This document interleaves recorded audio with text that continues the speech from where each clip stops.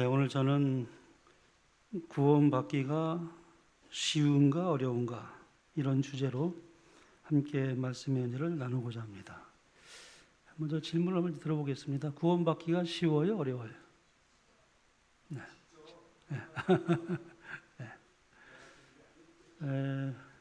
이 주제에 대해서 오늘 제가 이 성경 말씀과 또 하나님의 깊은 것이라도 통달하시는 성령의 계시를 통하여 주신 큰 빛을 인도하는 작은 빛, 증언의 말씀을 우리가 이제 기초로 해서 이 주제를 좀 우리 함께 풀어보고자 합니다. 사람에게는 다 아시는 대로 누구나 이 두 가지의 배고픔이 있죠. 첫 번째는 이 육신의 배고픔이 있습니다. 그러므로 먹어야 할 음식이 우리에게 필요합니다. 그것이 우리 육신의 배고픔으로 그렇게 느껴지는 것이죠. 사람의 배고픔을 느낀다는 것은 그만큼 내 육신에 지금 음식이 필요하다는 것을 알려주는 허기라고 말할 수 있습니다. 그 허기가 음식으로 채워져야만이 사람은 살 수가 있죠. 그만큼 우리 육신은 생명의 에너지가 공급이 되어야 합니다. 그 다음으로 이제 사람에게는 영적인 배고픔이 있어요. 사람에게는 누구나 다 영적인 배고픔이 있습니다. 증언의 말씀에 보면 이런 말씀이 있어요. 이 세상이 줄 수 있는 것보다 더 좋은 무엇을 갈망하는 그대들이요. 그래서 이 영적인 배고픔이에요. 갈망하는 그대들이요. 이 갈망이야말로 그대들의 심령의 속삭이는 하나님의 음성인 줄 알라. 얼마나 감사합니까? 내가 어떤 이런 갈망이 없다면 참 그건 큰 불행입니다. 내가 세상에 줄 수 없는 그 어떤 것을 추구하고 그것을 바라는 그런 어떤 갈망이 있다는 그 자체는 하나님께서 나에게 주시는 큰 은혜요 축복이 아닐 수가 없다고 하는 그런 말씀을 우리에게 주고 있습니다. 그러므로 이 영적인 목마름, 배고픔, 이 갈망이라고 하는 것은 바로 사람들의 마음에 속삭이는 하나님의 음성이라는 것을 알라는 것입니다. 다시 말씀드린다면은 이것은 하나님께서 사람을 구원하시기 위하여 우리를 초청하시는 어떤 의미에서 구원의 초청장이라고 말씀드릴 수 있습니다. 구원의 초청장을 우리에게 보내시는 것입니다. 사람은 이 하나님께서 보내시는 구원의 초청장에 반응을 보여야 합니다. 이것이 구원의 첫 단계예요. 하나님이 이렇게 구원의 초청장을 보시는데 아무런 반응이 없다? 그러니까 구원의 첫 단계도 들어서지 못한 것입니다. 사람은 어떤 의미에서 반응할 수 있도록 만들어진 존재입니다. 그래서 우리에게 이제 오각이라는 게 있어요. 오각.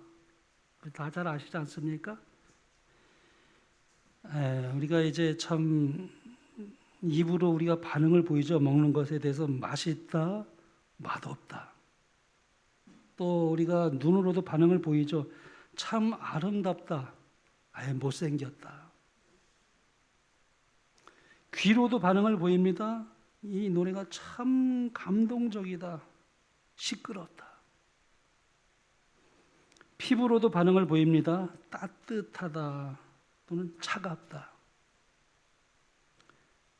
또 코로도 반응을 보입니다. 아, 참 향기롭다, 구린내가 난다. 이렇게 반응을 하는 존재로 하나님께서는 사람을 그렇게 창조했습니다. 그것은 영적으로도 마찬가지입니다. 사람에게는 하나님께서 영원을 사모하는 마음을 주셨다, 그렇게 성경에 나옵니다. 하나님이 모든 사람에게 이 신앙심을 불어넣으셨어요. 이 종교심이라는 게 다 있습니다. 반드시 하나님을 찾도록 그렇게 사람을 창조한 것입니다. 하나님은 영이시잖아요. 하나님은 우리를 영적인 존재로 창조했기 때문에 이 세상에 줄 수 있는 것보다 더 좋은 무엇을 갈망하도록 마음에 그것을 불어넣으셨어요. 영적인 배고픔이에요. 영적인 배고픔이 큰 사람은 큰 축복입니다. 심령이 가난한 자는 복이 있나니 저희가 배부를 것이요 그랬잖아요.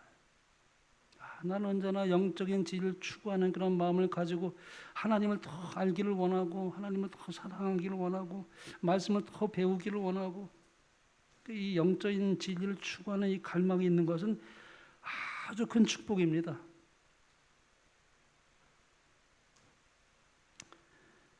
우리를 가장 행복하게 해줄 수 있는 그 무엇에 이끌리도록 창조된 것입니다. 이것을 사람은 부인할 수가 없어요. 만약에 우리가 이 이끌리는 것에 거부하지만 않는다면 그 사람은 구원에 이를 수 있도록, 그래서 영원한 행복을 누릴 수 있도록 하나님께서 오늘도 섭리하시고 인도하고 계셔요.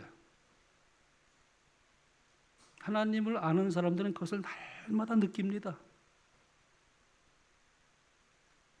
증언의 말씀에 보면은 예수님께서는 내가 땅에서 들리면 그랬어요. 이게 십자가죠. 예수님의 십자가입니다. 내가 땅에서 들리면 모든 사람을 내게로 이끌겠노라 고 말씀하셨다.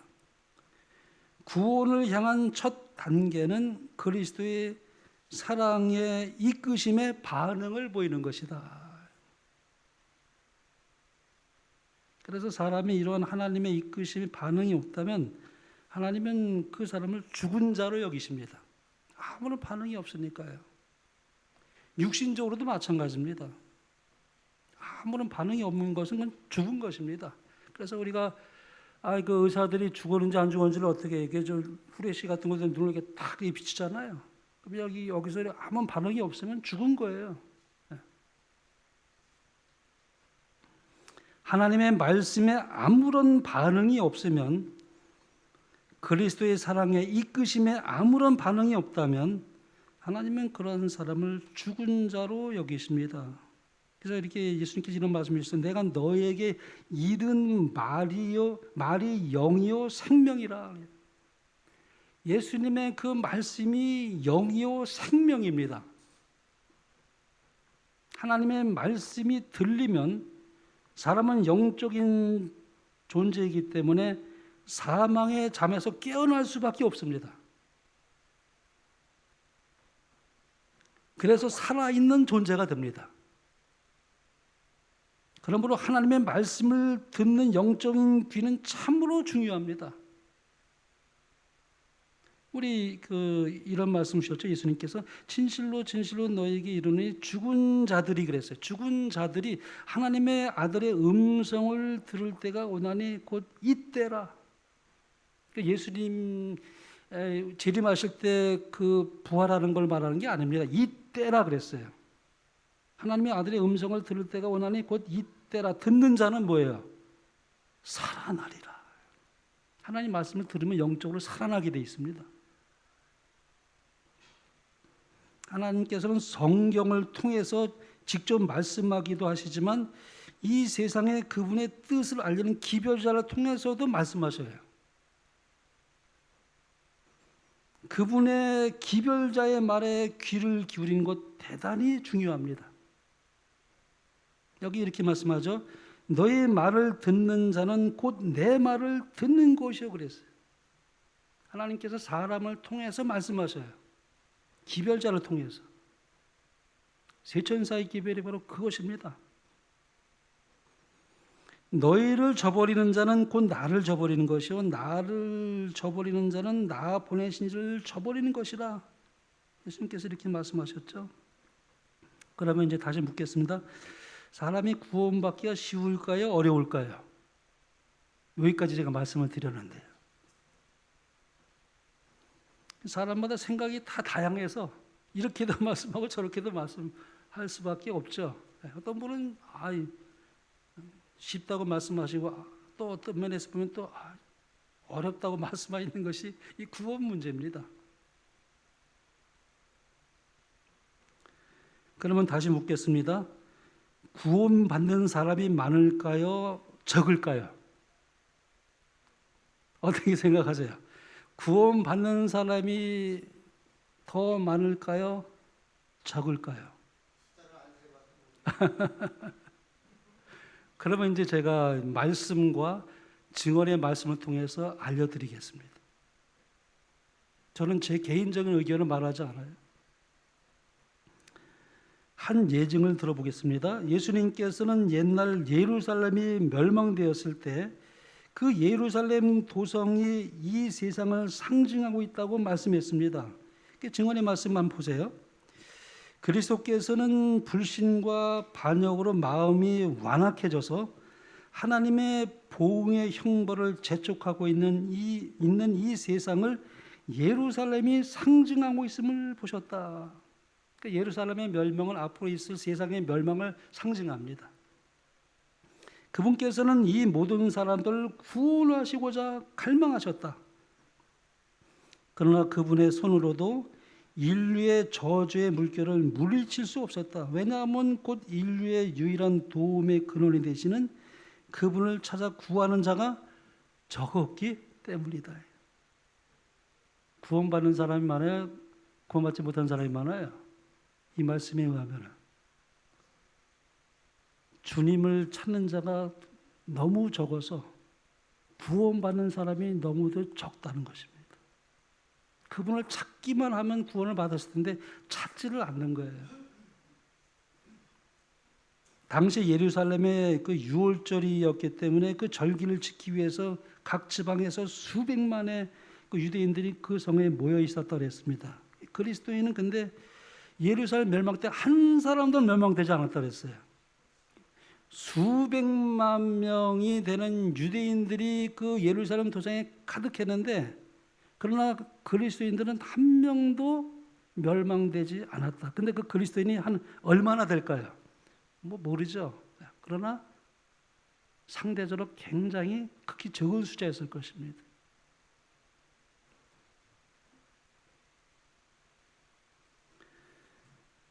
멸망한 수백만의 사람들의 확률에 비하면 극히 적은 숫자였을 것입니다. 그 멸망을 받은 사람들이 그 이유가 예수님을 찾아 구하는 자가 적었기 때문이다 그렇게 말씀합니다. 증언의 말씀 한번 더 보겠습니다. 이게 아담에 대해서 제가 흥미있는 기록 하나 발견했습니다. 에덴에서 하나님께서 죄에 대하여 선고를 내리신 때로부터 홍수 때와 더 나아가서는 하나님의 아들의 초림까지 인류 역사에 있어서 중대한 사건들이 아담에게 계시되었다. 아담이 그걸 봤다는 거예요. 노아 홍수도 계시로 보았어요, 아담이. 그러니까 아담은 어떤 의미에서 최초의 선지자입니다. 그래서 많이 기별을 전했어요. 아담이 참 얼마나 눈물로 호소를 하고 많은 사람들에게 기별을 전했지만 전부 다 질시하고 조롱하고 그 책임을 그 아담에게 묻는 그 일로 해서 사실 이 땅에 살아가 있던 사람들 중에 가장 슬펐던 사람이 누구였을까? 아마 아담이었을 거예요. 자기 때문에 죄가 들어왔으니까 얼마나 그 애타는 심정으로 후손들에게 말씀을 전했을까요? 근데 듣지를 않는 것입니다. 안 들어요. 이 아담은 이것을 계시로 다 보았습니다. 그러니까 말하자면 아담은 최초의 선지자라고 말할 수 있겠죠. 그 다음에 계속해서 보면은 그리스도의 희생은 전 세계를 구원할 충분한 가치가 있는데도 많은 사람들이 회개와 순종의 생애를 택하지 않고 죄의 생애를 택할 것이 아담에게 보여진 바 되었다. 아담은 굉장히 슬펐을 겁니다. 계속해서 증언의 말씀 볼까요? 그분께 은혜를 구한 사람 중에 거절을 당한 사람은 하나도 없었다. 예수님께서 지상생애에서 그렇게 많은 사람들을 병자를 고치고 가르치시고 그들을 정말 사랑으로 인도하기를 그렇게 탄원했지만은 근데 예수님은 그분에게 오는 사람은 한 사람도 냉대하거나 거절한 사람이 한 사람도 없었다는 것입니다. 그분께서는 그들로 하여금 생명의 선물을 받아들이게 하시고자 탄원 안 하는 생애를 사셨다. 완고한 자의 마음의 벽에 부딪혀 은혜의 물결이 되돌아올지라도 헤아릴 수 없이 깊은 사랑은 다시 긍휼의 조수가 되어 더 힘있게 몰려가는 것이었다. 그분께서는 사람들에게 구원을 주시려고 당신의 영혼을 즐거운 마음으로 죽음에 내어 주고자 하셨지만 생명을 얻기 위하여 그분께 나오는 사람들은 별로 없었다. 하늘의 대주제께서 눈물을 흘리시다니. 그래서 감람산에서 그 예루살렘을 바라면서 눈물을 흘리셨어요. 물론 그가 그 나귀를 타고 예루살렘에 입성할 때도 눈물을 흘리셨지만 그 광경을 보고 온 하늘은 놀랐다. 그 광경은 죄가 얼마나 사악한 것임을 우리에게 보여주고 전능하신 분에게 있어서도 죄인을 하나님의 율법을 깨트린 결과에서 구원해내기가 얼마나 어려운 일인지 나타내준다. 예수님도 얼마나 그 일이 어려운지를 나타내준다는 것. 이 죄가 얼마나 사악한 것인지. 하나님의 아들조차도. 예수님께서는 마지막 시를 내다보시고 그 예루살렘을 멸망으로 이끌어간 그 같은 속임수에 온 세계가 속아 넘어가고 있는 것을 보셨다. 그러면 우리가 얼마나 많이 속는지 몰라요. 사탄에게. 또 사람을 통해서 속입니다. 우리가 말씀에 무장하지 않으면은 이 마지막 때 이 선악의 대쟁투에서 최후의 살아남을 자가 없다는 그런 말을 했습니다. 우리는 정말 말씀으로 무장하지 않으면 어떤 기묘한 방법으로 우리 속이는지 몰라요, 사탄이. 속임을 당한다는 것입니다. 온 세계가 속아 넘어가는 것을 보셨다. 죄에 속박되어 사탄의 종이 된 무수한 자들이 둘째 사망을 받을 운명에 놓여 있으면서도 권고하시는 날에 진리의 말씀에 귀를 기울이지 않을 것이다. 진리의 귀를 기울이지 않는 것입니다. 진리의 귀를 기울이지 않는데 어떻게 구원을 받겠습니까? 참으로 놀라운 맹목이요. 이해할 수 없는 일이다. 여러분 다시 질문을 들어보겠습니다. 어떻게 구원받기가 쉽다고 생각되십니까? 아니면 어렵다고 생각되십니까? 우리가 복음을 전하다 보면은 복음에 대해서 전혀 들어보지 못했던 과거의 사람들 그러면 어떻게 되는 겁니까? 이렇게 궁금해서 묻는 사람이 있어요. 예를 들어 뭐 우리 한국 사람이면 누구나 존경하는 이수진 장로 같은 분 구원받을 수 있을까? 하고 의문을 이렇게 나타내고 질문한 사람도 제가 만났습니다. 여러분은 어떻게 생각하십니까? 우리는 알 수가 없죠. 어떻게 알겠습니까? 하나님 외에는 누가 구원받으실지 아무도 알 수 없습니다. 사람은 외모를 보지만 하나님은 외모로 판단하지 아니하시고 그 마음의 중심을 보신다고 그랬어요. 사람은 외면에 나타나지 아니한 그 내면의 동기를 얼마든지 숨길 수 있지만 하나님은 그 마음의 동기까지 꿰뚫어 보신다고 그랬습니다. 하나님은 그러니까 절대 속일 수가 없어요. 감찰하시는 하나님이.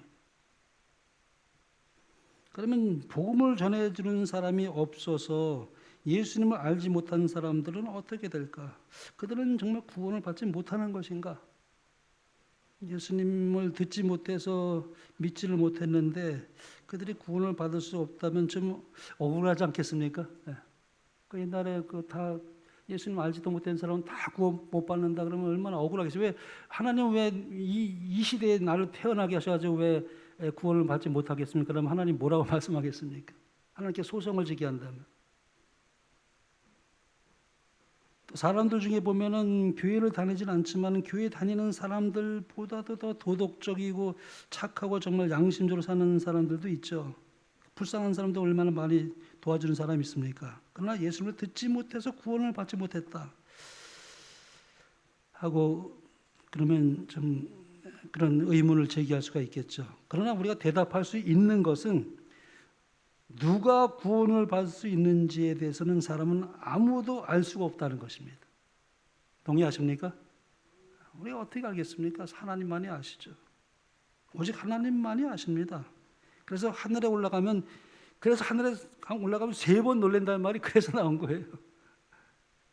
우리가 3번 놀라지 않습니까? 그래서 내가 구원받았다는 것이 정말 놀라운 일이에요. 나 같은 죄인이 어떻게 구원받았을까? 하늘에 가면 참 놀랄 일이죠. 나 같은 죄인이.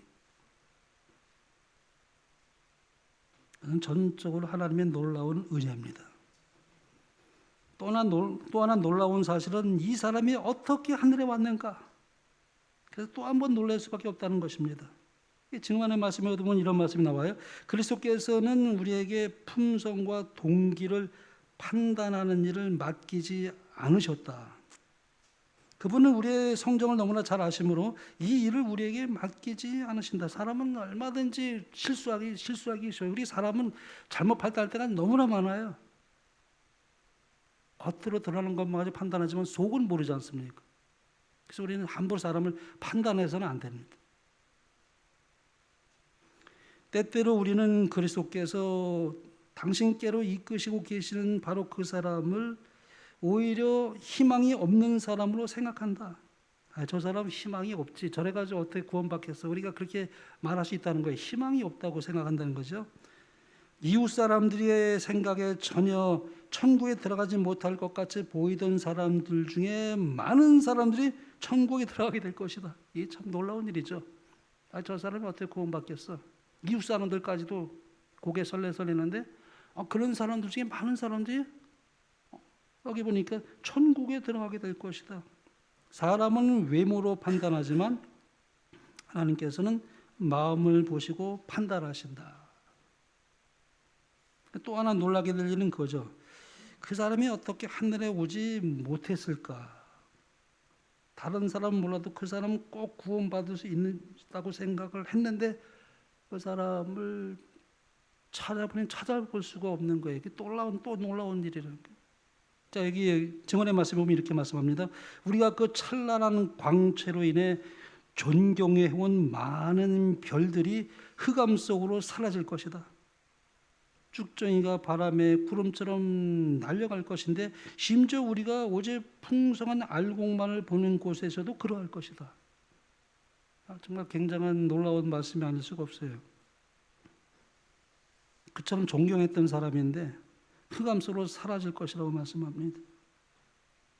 그러므로 사람은 외모를 보고 판단하지만 하나님은 마음의 숨은 동기와 중심을 보기 때문에 하나님만이 사람의 속을 가장 잘 알 것입니다. 그리고 누가 구원을 받을 수 있는지 그 자격이 있는지를 하나님만이 아실 것입니다.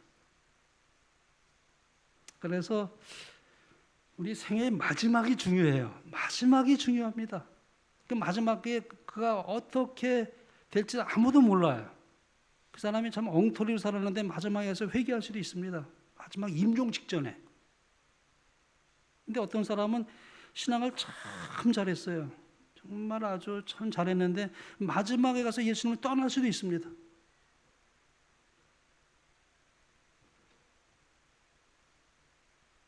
그러나 어떤 분들은 인생의 말년에 가서 예수님을 영접할 수도 있습니다. 그래서 마지막 임종을 앞두고 있는 분에게 우리가 예수님을 이렇게 바라보게 하는 것은 굉장히 중요합니다.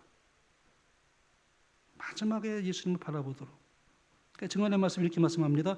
삶의 마지막 몇 시간에 그리스도를 붙잡아 구원받는 사람도 있습니다. 십자가 강도같이 구원받는 사람이 있다는 거예요.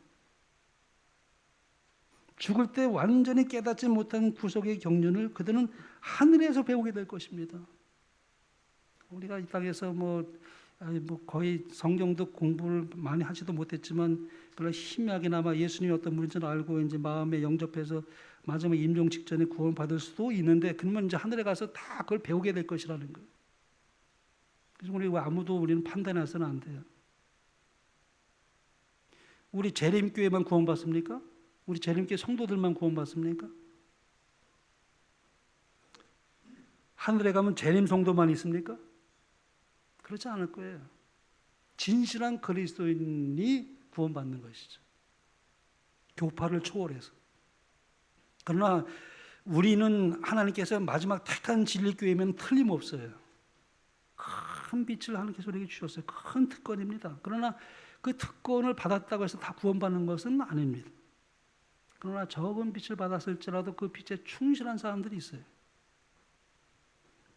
그래서 우리는 사람은 마지막까지 가봐야 최종적으로 알 수 있는 것입니다. 그래서 우리는 마지막까지 포기하지 말아야 됩니다.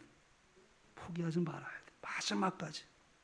혹시 내가 하나님 앞에 좀 바르게 서지 못했다 할지라도, 그러나 나중에 가서 정말 주님을 사랑하기 때문에 나의 마음을 주님께 드리고 그렇게 주님을 붙들 때는 우리가 마지막 임종 직전에라도 구원받을 사람이 있다는 것입니다.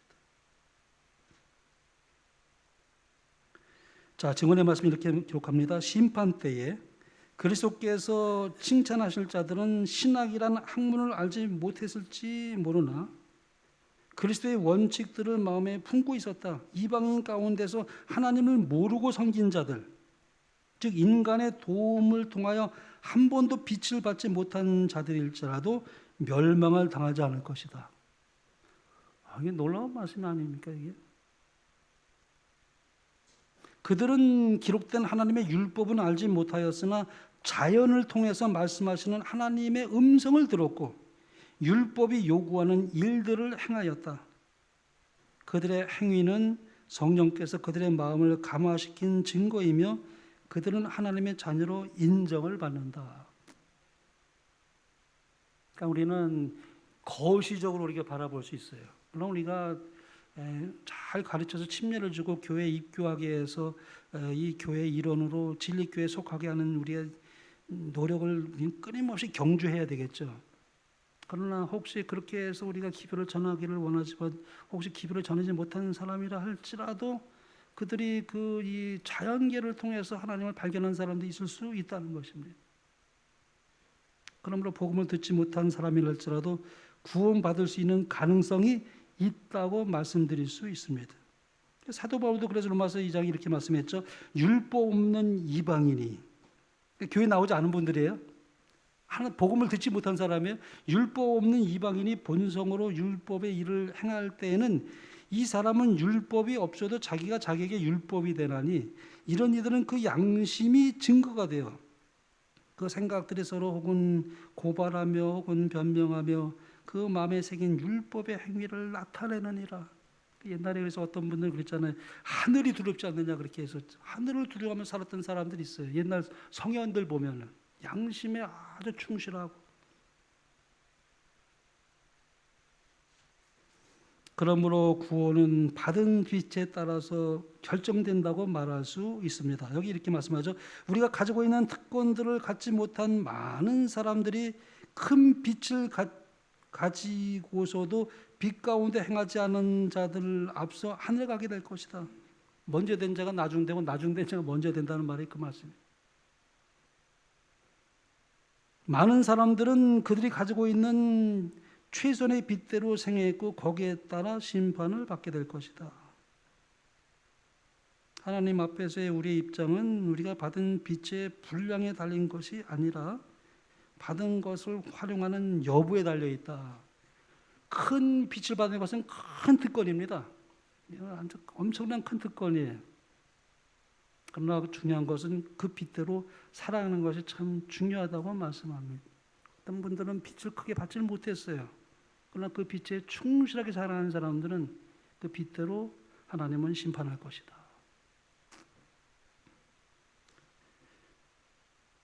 그러니까 몰라서 못한 것이 있고 알고도 안 한 것은 전혀 다른 것입니다. 하나님은 각 시대마다 빛을 주셨어요. 그래서 복음을 듣지 못했지만 하나님을 찾아 섬기는 사람들도 있다는 것을 알 수가 있습니다. 예수님을 알 수 있는 기회를 갖지 못했지만 이성과 양심 그리고 천연계를 통해서 자연계시를 통해서 더더욱 하나님을 발견하고 하나님의 뜻에 따라 사는 사람들은 하나님께서 다 받으시고 그들을 하나님의 자녀로 인정하신다. 그들은 나중에 하늘에 가서 새롭게 배우게 될 것입니다. 이 땅에서 많이 배울 기회가 없었어요.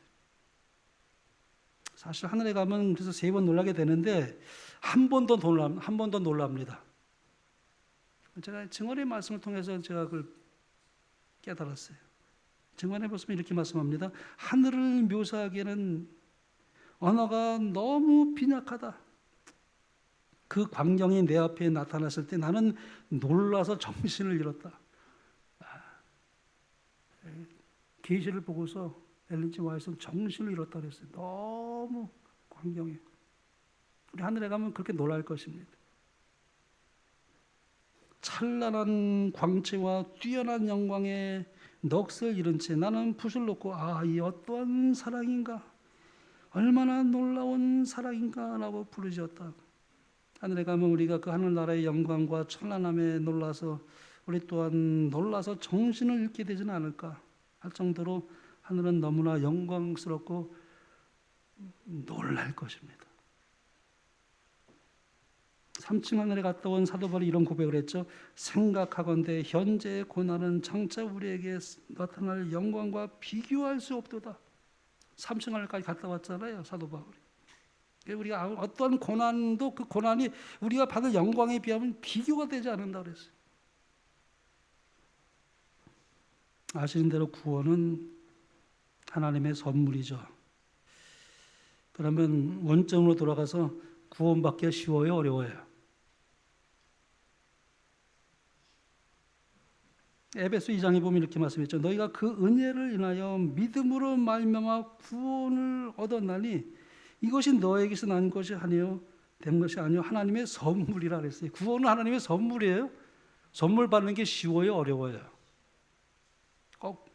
그 선물은 누가 값을 낸 거예요? 주는 사람이 이미 값을 냈잖아요. 그래서 나는 그걸 받으면 고맙습니다고 받으면 내 것이 되는 거죠. 이게 얼마나 쉽습니까? 이 선물 받는 게. 근데 어떤 사람은 선물 싫다는 사람도 있어요. 내가 그걸 왜 받아? 내가 떳떳하게 내가 해서 난 공짜 싫어해. 그래서 안 받는 사람도 있어요. 카인이 그랬어요. 카인이. 양을 잡아서 구원할 수 있도록 선물을 하나님께 주셨건만 자기 노력으로 하겠다는 거예요. 카인은. 행함으로. 그래서 벽길로 간 것입니다. 하나님이 주신 것을 감사하게 받아야 돼요. 하나님의 은혜입니다. 그거를 자기가 그냥 자기가 내가 내 노력을 구원받아야지. 내가 왜 그걸 거저받아? 그런 사람에게는 구원이 불가능합니다. 불가능해요. 그래서 우리가 우리의 신앙은 감사함과 비례합니다. 감사가 많으면 신앙도 그에 비례해서 충만해집니다. 하나님이 우리에게 주신 거 얼마나 감사합니까? 나에게 생명을 주셨고 나에게 오늘도 먹을 수 있는 일용할 양식을 주셨고 나를 구원하셨고 그냥 그것을 받아들이면 구원이에요. 어려운 것이 아닙니다. 그래서 구원은 하나님께 주시는 선물임에 틀림없어요. 현대어 성경으로 제가 한번 읽어봅니다. 여러분이 그리스도를 믿음으로 구원받는 것은 순전히 하나님의 은혜입니다. 여러분이 그리스도를 믿게 된 것조차도 여러분의 자발적인 의지로 된 것이 아니라 하나님께 주신 선물인 것입니다. 이렇게 구원은 우리가 선한 일을 하여 받은 보수가 아니므로 아무도 자신의 선행을 내세워 자랑할 수 없습니다. 맞지 않습니까? 현대어 성경은 이렇게 구원이 하나님의 선물임을 아주 우리가 명확하게 이해할 수 있도록 그렇게 번역하고 있습니다. 그러므로 구원은 우리의 어떤 행위로 어떤 선행으로 받는 것이 아니라 오직 예수님께서 피 흘려 이루신 그 십자가의 공로를 우리가 믿음으로 받아들일 때 구원을 얻게 된다. 그래서 우리가 여기서 생각하여 배워야 할 것은 구원은 하나님께서 거저 주시는 하나님의 선물임에 틀림이 없지만 동시에 그것은 사야만 된다는 것입니다. 그래서 여기서 이제 우리가 생각해 볼 점이 있어요. 구원은 선물이지만 뭐라고요? 받기만 하면 되는데 또 산다 그래. 사야 된다 그래. 사야 된다고. 성경에 그런 말이 나와요. 이게 무슨 말이냐? 이 계시록 3장에 보면 이렇게 말씀했어요. 내가 너를 권하노니 내게서 불로 연단한 금을 사서 부요하게 하고 흰 옷을 사서 입어 벌거벗은 수치를 보이지 않게 하고 안약을 사서 눈에 발라 보게 하라. 여기 금을 사서 흰 옷을 사서 안약을 사서 그래서 사서 부요하게 하라. 사서 흰 옷을 사서 입으라. 사라 그래요. 자, 이걸 우리가 어떻게 이해하면 좋겠습니까? 아무래도 제가 증언의 말씀에 도움을 얻는 것이 참 좋겠다고 생각합니다. 그래서 참 우리가 큰 빛으로 인도하는 작은 빛이에요. 한번 보겠어요. 여기 증언의 말씀 이렇게 해석합니다. 성경에는 그리스도를 선물이라고 했는데 이 말이 무슨 뜻인지 묻는 사람이 많이 있다. 물론 그분은 값없이 주신 선물이시다. 그러나 그분에게 아낌없이 자기 자신 곧 영과 혼과 몸을 바치는 자들에게만 그러하다. 구원은 거저 주시는 선물인 동시에 또한 매매되는 것이다. 구주께서는 간곡하고 사랑스러운 음성으로 내가 너희를 권하노니 내게서 불로 연다는 금을 사서 부유하게 하라고 우리를 초청하신다. 그래서 구원은 하나님이 거저 주신 선물임이 틀림없지만 그러나 그것은 하나님께서 자기 자신을 아낌없이 바치는 사람들에게만 그러하다는 것입니다. 그러므로 구원은 하나님이 거저 주시는 하나님의 선물인 동시에 그것은 또한 사는 것이라고 매매되는 것이라고 말씀합니다. 이것을 잘 설명해 주는 것이 마태복음 우리 13장에 나와 있는데요. 천국은 마치 밭에 감추인 보화와 같으니 사람이 이를 발견한 후 숨겨두고 기뻐하여 돌아가서 자기의 소유를 다 팔아 그 밭을 샀느니라. 또 천국은 마치 좋은 진주를 구하는 장사와 같으니 극히 값진 진주 하나를 만남에 가서 자기의 소유를 다 팔아 그 진주를 샀느니라. 마치 밭에 감추인 보화나 진주는 여기서 밭에 감추인 보화나 진주는 다 예수님을 상징하죠. 그것은 다 자기의 소유를 다 팔아서 예수님을 샀다는 것입니다. 증언의 말씀은 이렇게 해석해 줍니다. 이 비유는 하늘 보화의 가치와 그것을 얻기 위하여 들여야 할 노력을 설명한다. 밭에서 보화를 발견한 사람은 그 감추인 보화를 얻기 위하여 자기에게 있는 모든 것을 다 내놓기를 주저하지 아니할 뿐만 아니라 어떠한 수고도 아끼지 않았다.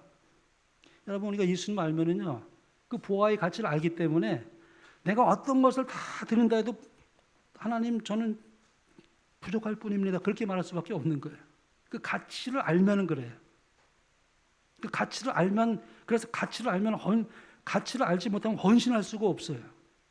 가치를 알 때 하나님 앞에 모든 것을 자원하는 마음으로 헌신할 수가 있는 것이. 이와 같이 하늘 보화를 찾는 사람도 진리의 보화를 얻기 위하여 어떠한 수고도 너무 크다고 생각지 않을 것이며 어떤 큰 희생을 요구할지라도 그것이 너무 값비싼 것이라고 생각지 않을 것이다. 그렇지 않겠습니까?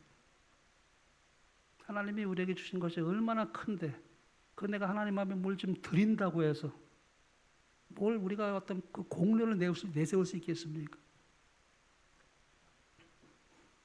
세상에는 하늘 진주를 항상 찾고 있는 것 같이 보이는 사람들이 있다. 그러나 그들은 그리스도께서 저희 안에 사시게 하기 위하여 자신에 대해 죽지 않는다. 이게 참 굉장히 중요한 말. 자기에 대해서 죽지 않는다는 거예요. 그러므로 그들은 귀한 진주를 받지 못한다. 그들은 불순한 야망과 세상에 대한 애착을 극복하지 못했다. 여러분 우리가 예수님을 사랑하자 바울이 다 배설물로 여겼다고 그랬어요. 자기가 가졌던 그 모든 산에 드는 회원이었던 명예와 권세와 사람들에게 듣는 바리새인 중에 바리새인이요 얼마나 그 간판이 많았습니까? 근데 그 예수님을 위해서는 그 모든 거 다 배설물로 여긴다고 그랬어요. 그들은 거의 그리스도인이 되기는 하였으나 아직 완전한 그리스도인은 아니다. 그들은 거의 하늘나라에 가까이 이른 것 같이 보이나 그곳에 들어갈 수는 없다. 구원을 거의 얻었으나 온전히 얻지 못했다는 말은 거의 잃어버렸다는 말이 아니라 완전히 잃어버렸다는 뜻이다. 거의 그리스도인이 되어서는 안 돼요. 완전한 그리스도인이 되어야 됩니다. 완전한 그리스도인이 되기 위해서는 하나님께 나의 모든 것을 바칠 수 있는 그런 심령이 되는 자에게만이 구원은 하나님의 선물이라는 것입니다. 자, 마지막으로 구원이 하나님께서 주신 선물임과 동시에 매매되는 것이라고 하는 그 예증은 가장 잘 보여주는 것이 아브라함이에요. 아브라함의 경우를 통해서 우리는 그것을 보게 됩니다. 이 말씀을 드리고 마치겠습니다. 여기 이제 창세기 있는 말씀이에요. 사자가 가라사대 때 그 아이에게 내 손을 대지 말라. 아무 일도 그에게 하지 말라. 내가 내 아들 내 독자라도 내게 아끼지 않았으니 내가 이제야, 여기 이제라는 말씀에 주목할 필요가 있어요. 내가 이제야 내가 하나님을 경외하는 줄을 아노라. 아브라함이 눈을 들어 살펴본 즉 한 수양이 뒤에 있는데 뿔이 풀에 걸렸는지라 아브라함이 가서 그 수양을 가져다가 아들을 대신하여 번제로 드렸더라. 수풀에 걸린 수양 한 마리가 있었어요. 이 수양은 하나님께서 준비하신 독생자 예수 그리스도를 가리킵니다. 아브라함은 자기의 생명보다도 더 소중한 그 이삭을 하나님께 드렸습니다. 하나님께서 이삭을 받았습니까? 안 받았습니까? 이삭을 받았죠. 근데 실제로는 받지 않았어요. 왜냐하면 이삭 대신에 하나님께서는 수풀에 걸린 수양을 대신해서 받으셨습니다. 그러나 수양이 어디에 있었다고요? 한 수양이 뒤에 있는데 그랬어요. 뒤에 있는데. 누구 뒤에 있었습니까?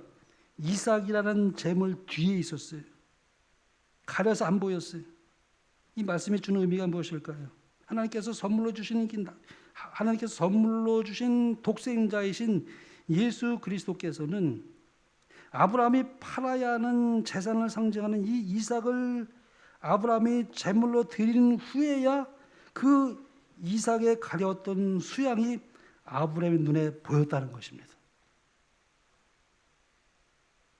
그러므로 선물이 먼저입니까? 매매가 먼저입니까? 물론 선물이 먼저죠. 하나님께서 선물을 먼저 준비하셨어요. 여호와 이레. 그러나 선물을 내 것으로 받으려면 내게 선물보다 더 소중히 여긴 것이 있다면 그것을 하나님께 드릴 수 있어야 됩니다. 아브라함처럼. 그렇게 함으로써 그 선물을 받기에 합당한 자가 된 아브라함의 경험을 우리가 보게 됩니다. 아브라함의 경험을 하기 위해서는 우리가 하나님이 우리 시험하셔요. 네가 진짜 나를 사랑하느냐? 내가 가진 그 모든 것 중에 최고의 귀중한 것까지라도 그것을 포기할 만큼 나를 사랑하느냐? 네, 하나님. 제가 모든 것을 포기할지라도 주님을 첫째로 여깁니다. 그런 자에게는 예수 그리스도가 최고의 선물이 될 것입니다. 풀이 수풀에 걸린 수양은 아브라함이 자기의 생명보다 더 귀한 아들을 드리기 전까지는 이삭 뒤에 가리워져 있었어요. 그러므로 나의 이삭을 먼저 드려야 돼요. 그래야만 그 이삭에 가려웠던 수양이 보이게 됩니다. 그리고 그제서야 그 수양이 이삭을 대신해서 제물이 될 것입니다. 하나님은 우리에게 요구하는 것은 우리를 빼앗아 가려고 하지 않아요. 절대 하나님은 우리를 빼앗는 분이 아니세요. 우리에게 현세적인 축복도 많이 주셔요. 하나님은 장수의 축복도 주십니다. 하나님은 우리에게 뺏어가는 분이 아니셔요. 우리가 이 땅에서도 많이 이렇게 부유하게 살기를 원하신 게 하나님이시지 절대 하나님은 이렇게 빼앗아 가서 우리가 그냥 이렇게 비천하게 사는 걸 원하지 않으셔요. 그러나 그 많은 것을 하나님께 드릴 수 있을 만큼의 마음이 될 때에 구원은 우리에게 선물로 주어지게 된다는 것입니다. 그러므로 이 세상에서 요한복음 3장 16절을 가장 깊이 깨달은 사람은 누굴까? 하나님이 세상을 이처럼 사랑하사 독생자를 주셨으니 이는 저를 믿는 자마다 멸망치 영생을 얻게 하시니 이 요한복음 3장 16절을 가장 최고로 깊이 그리고 감동적으로 그 구속의 격려를 그 복음을 이해한 사람이 누굴까요? 저는 아브라함이라고 생각합니다. 아브라함은 이삭을 드렸기 때문에 그 이삭을 드린 심정이 아버지의 심정임을 그는 그 고민 속에서 제물을 드릴 때 그 하나님의 사랑을 본 것입니다. 그는 자기만 본 게 아니라 하늘의 모든 우주 세계 다 내려다 보았어요. 그건 최고의 표상이라고 했어요. 아브라함이 이삭을 정말 드릴 것인가 온 하늘이 주목해 봤다 그랬어요. 아브라함은 그날 이삭을 칼로 찌르지 않았을 뿐이지 아들을 죽인다는 것이 어떠한 것인지를 그 의미를 그 누구보다도 더 잘 알게 되었던 것이죠. 그래서 증언의 말씀은 이렇게 기록합니다. 하나님께서 아브라함에게 그의 아들을 죽이라고 명령하신 것은 그의 믿음을 시험하는 동시에 복음의 실제를 그의 마음에 새겨주기 위함이었다. 아무 다른 사람도 그의 아들을 제물로 드린 것 같은 영혼의 고통을 아브라함에게 일으킬 수는 없었을 것이다. 하나님의 무한하신 동정과 사랑에 대하여 이보다 더 강력한 증거가 주어질 수 있겠는가? 그러므로 구원은 하나님께 주시는 선물이지만 그 선물을 받은 자는 자신의 모든 것을 아낌없이 자원해서 그 모든 것을 하나님께 드리게 될 것입니다. 하나님 앞에 인색할 게 없게 되는 것이죠. 그냥 마음이 영적으로 아주 부유해지는 것이죠. 이러한 구원과 수반되는 헌신이 우리의 삶에 주님이 오시는 그날까지 변치 않는 마음으로 충성을 다하여 주님께 영광 돌리는 삶을 사시게 되는 여러분과 제가 되길 바라며 말씀을 마치겠습니다.